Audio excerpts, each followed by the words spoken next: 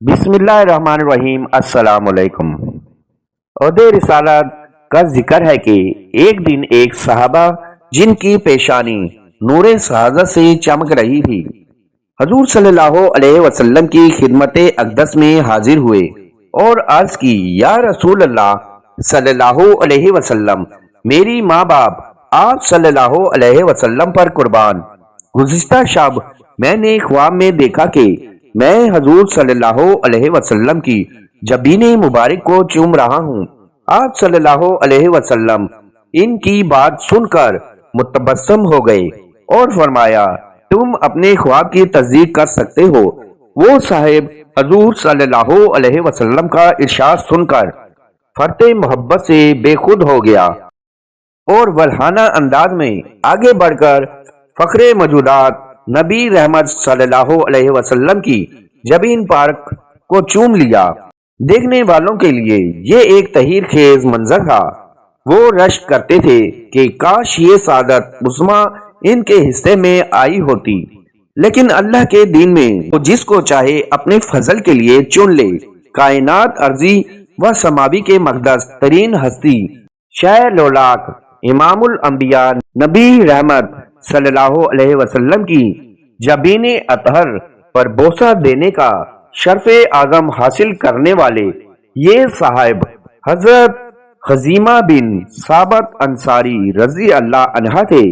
حضرت خزیمہ بن ثابت رضی اللہ تعالی عنہ کا شمار آسمان ہدایت کے ان درخشندہ ستاروں میں ہوتا ہے کہ جن کی تابانی سے تاریخ اسلام کے اوراق تک جگمگاتے رہیں گے۔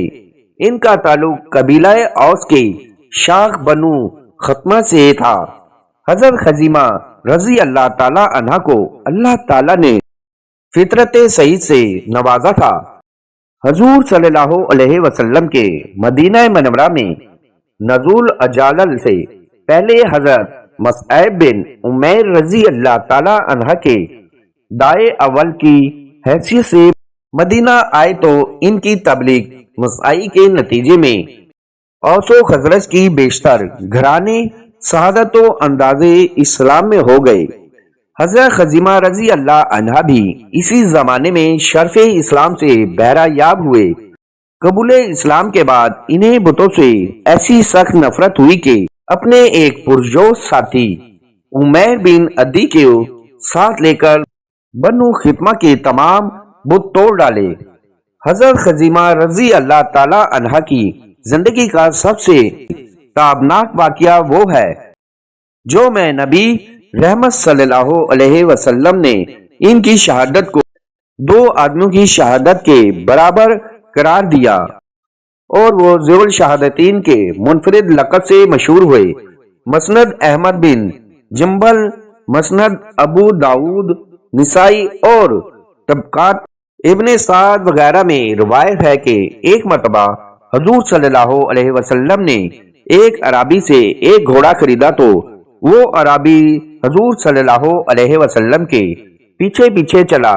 یہ سودا راستے میں کسی ایسی جگہ پر طے ہوا جو حضور صلی اللہ علیہ وسلم کی کاشنائے اقدس سے کچھ دور تھی اور قیمت آپ صلی اللہ علیہ وسلم کے پاس نہ تھی۔ چنانچہ آپ صلی اللہ علیہ وسلم اس عرابی کو قیمت دینے کے لیے اپنے ساتھ لے چلے۔ حضور صلی اللہ علیہ وسلم نے چلنے میں جلدی کی تاکہ گھر جلد پہنچ کر قیمت ادا کرے، لیکن عرابی نے چلنے میں سستی کی، یہاں تک کہ بہت پیچھے رہ گیا۔ اسی اثنا میں اس سے کچھ لوگ ملے اور اس سے گھوڑے کا بھاؤ تاؤ کرنے لگے۔ انہیں علم نہیں تھا کہ حضور صلی اللہ علیہ وسلم نے یہ گھوڑا خرید لیا ہے، یہاں تک کہ بعض لوگوں نے عرابی کو اس قیمت سے زیادہ کی پیشکش کی جو حضور صلی اللہ علیہ وسلم سے طے پا چکی تھی۔ اس پر عرابی نے حضور صلی اللہ علیہ وسلم کو با آواز بلند پکارا کیونکہ آپ صلی اللہ علیہ وسلم آگے بڑھ چکے تھے۔ آپ یہ گھوڑا خریدتے ہیں یا نہیں، ورنہ میں اس کو دوسرے کے ہاتھ بیچتا ہوں۔ آپ صلی اللہ علیہ وسلم نے عرابی کی آواز سنی تو کھڑے ہو گئے، یہاں تک کہ عربی آپ صلی اللہ علیہ وسلم کے قریب آ گیا۔ حضور صلی اللہ علیہ وسلم نے فرمایا، تم تو گھوڑا میرے ہاتھ بیچ چکے ہو۔ عربی مکر گیا اور بولا، واللہ میں نے اس کو آپ کے ہاتھ نہیں بیچا۔ آپ صلی اللہ علیہ وسلم نے فرمایا، ہاں تو اس کو میرے ہاتھ بیچ چکا ہے اور میں نے تو سے اس کو خریدا ہے۔ حضور صلی اللہ علیہ وسلم نے بار بار یہ بات فرمائی اور عربی نے ہر مرتبہ انکار کیا اور کہا کہ اگر میں نے اسے آپ کے ہاتھ بیچا ہے تو اس کا کوئی گواہ لائیں۔ اسی دوران بہت سے لوگ جمع ہو گئے۔ انہوں نے عربی سے کہا کہ یہ اللہ کے رسول ہیں، جھوٹ نہیں بول سکتے۔ جو آپ صلی اللہ علیہ وسلم فرما رہے ہیں یقیناً یہی سچ ہے، تو غلط کیوں اصرار کر رہا ہے؟ لیکن وہ بار بار گواہ مانگے ہی جا رہا تھا۔ اتنے میں حضرت خزیمہ بن ثابت رضی اللہ تعالی عنہ بھی وہاں پہنچ گئے۔ انہوں نے عربی کو خطاب ہو کر کہا کہ میں اس بات کی شہادت دیتا ہوں کہ تو نے یہ گھوڑا ان کے ہاتھ بیچا ہے۔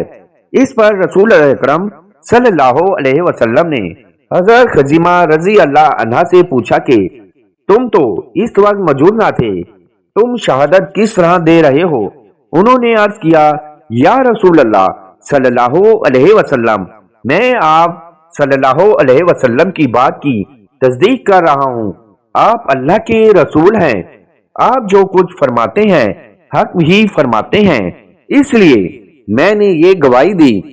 ان کا جوش اخلاص دیکھ کر حضور صلی اللہ علیہ وسلم نے فرمایا کہ خزیمہ جس کے مخالف یا موقف گواہی دے تو بس صرف ان کی تنہائی گواہی کافی ہے، یعنی ان کی شہادت دو آدمیوں کی شہادت کے برابر ہے۔